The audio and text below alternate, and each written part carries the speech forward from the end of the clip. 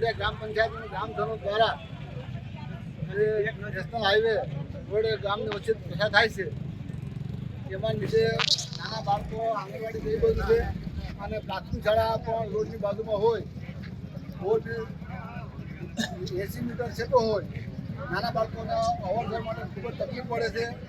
આ બાબતે તારીખ 13/2024ના રોજ ગ્રામ પંચાયત દ્વારા લગતા અધિકારીઓને જાણ કરવામાં આવેલ હતી, પરંતુ એ બાબતનું કોઈ પણ નિરાકરણ આવેલ ન હોય તો મોરડિયા સમગ્ર ગ્રામજનો અને ગ્રામ પંચાયત દ્વારા અગાઉથી લેખિત જાણ કરી અને આજે આ જે નેશનલ હાઈવેનું કામ છે અટકાવવામાં આવેલ છે.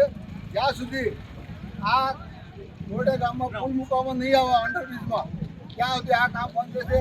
અને મોરડિયા ગામના તમામ બાળકો અને તમામ મહિલાઓ અને આગેવાનો યુવાનો સાથે છે, કારણ કે આવા બાળકોના એક્સિડન્ટનો સતત ભય રહે છે. 80 મીટર આવું ને 80 મીટર આવું 3 વખત રિસેસ પડે અને એ રિસેસમાં બાળકો ઓવરબ્રિજમાં જાય ને આવે તો અડધો કલાક ટાઈમ પ્રસાર વધારે થાય છે. એ ઉપરાંત દિવાળી અને નોરતામાં પણ તહેવાર હોય ત્યારે મહિલાઓને અવર જવર માટે ખૂબ જ તકલીફ પડે છે. માટે પુલિયું બનાવવા માટે રજૂઆત કરી છે. પુલિયું બનાવવાથી એસ્ટિમેટમાં કોઈ ફેર પડતો નથી, ઊંચાઈમાં ફેર પડતો નથી. ફક્ત ને ફક્ત એક પુલિયું મૂકવાનું છે. એમાં અધિકારીઓ જાણ કરી આજ દિવસ સુધી કોઈ અધિકારી અહીં દેખાણા નથી, દર્શન દીધા નથી. બધા અધિકારીઓને જાણે કરેલી છે તો એને પ્રયત્ન કરે છે કે અમે પ્રયત્ન કરીએ છીએ. એટલે આ બાબતે ગામ લોકોને ખૂબ જ મોટા પ્રમાણમાં આક્રોશ છે કે જ્યાં સુધી આ પુલ નહીં બને ત્યાં સુધી આ નેશનલ હાઈવેનું કામ આ પુલથી ઓવરબ્રિજ સુધી કામ બંધ રાખવામાં આવશે.